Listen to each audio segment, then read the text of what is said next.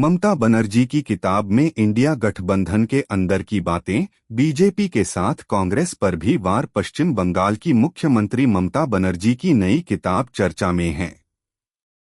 इस किताब में उन्होंने बीजेपी के साथ साथ कांग्रेस पर भी निशाना साधा है। कोलकाता पुस्तक मेले में उनकी 3 किताबों का विमोचन हुआ, लेकिन सबसे ज्यादा बहस बांग्लार निर्वाचन और आमरा बंगाल के चुनाव और हम पर हो रही है। इस किताब में 2024 लोकसभा चुनाव का विश्लेषण किया गया है।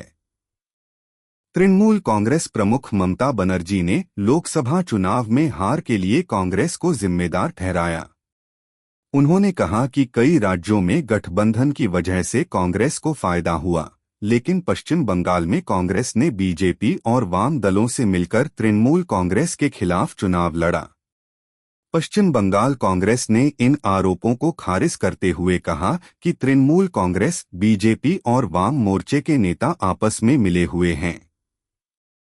ममता बनर्जी ने बांग्लार निर्वाचन और आमरा में 2024 लोकसभा चुनाव में हार के लिए कांग्रेस को जिम्मेदार ठहराया है। उनका कहना है कि कांग्रेस को जितनी सीटें मिलीं, वो सिर्फ इसलिए क्योंकि गठबंधन के अन्य दलों ने उनके खिलाफ उम्मीदवार नहीं उतारे, न कि कांग्रेस की खुद की ताकत की वजह से। उन्होंने किताब में बंगाल की चुनावी राजनीति के साथ साथ इंडिया गठबंधन की भी विस्तार से चर्चा की है। कांग्रेस पर हमला जारी रखते हुए ममता बनर्जी ने ये भी स्पष्ट किया कि कांग्रेस गठबंधन का नेतृत्व करने से बचती रही, लेकिन गठबंधन सहयोगियों के समर्थन के कारण उसे कुछ राज्यों में फायदा हुआ। ममता बनर्जी ने कहा, पश्चिम बंगाल में कांग्रेस, वाम दल और बीजेपी ने मिलकर तृणमूल कांग्रेस के खिलाफ चुनाव लड़ा। वो कहती हैं कि तमिलनाडु, झारखंड और उत्तर प्रदेश में कांग्रेस को सीटें गठबंधन के कारण मिली, लेकिन बंगाल में कांग्रेस ने तृणमूल कांग्रेस को हराने के लिए बीजेपी और वाम दलों से हाथ मिला लिया। ममता बनर्जी आगे लिखती हैं, 2024 लोकसभा चुनाव में मीडिया ने तृणमूल कांग्रेस को 12 से 13 सीटें मिलने का अनुमान लगाया था, लेकिन हमें 29 सीटें मिलीं। बीजेपी को सिर्फ 12 सीटें और कांग्रेस को केवल 1 सीट मिली।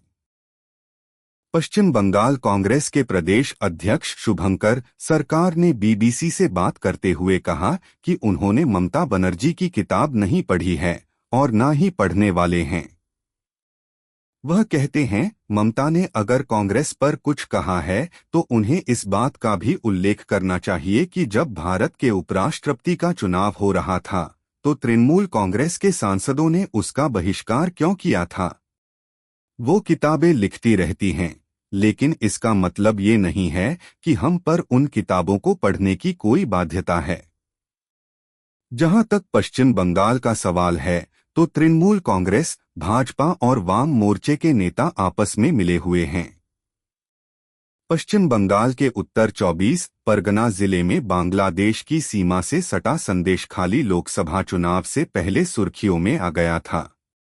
यहां महिलाओं के कथित यौन उत्पीड़न और बलात्कार के आरोपों के बाद विरोध प्रदर्शन तेज हो गए थे, जिससे ये मामला लगातार चर्चा में बना रहा। ममता बनर्जी ने अपनी किताब में बशीरहाट लोकसभा क्षेत्र के संदेशखाली का जिक्र किया है और आरोप लगाया है कि इन घटनाओं को तूल देने की कोशिश की गई, जबकि वे निराधार थीं। ममता बनर्जी पश्चिम बंगाल की सत्ता में सीपीएम को हराने के बाद आई थीं।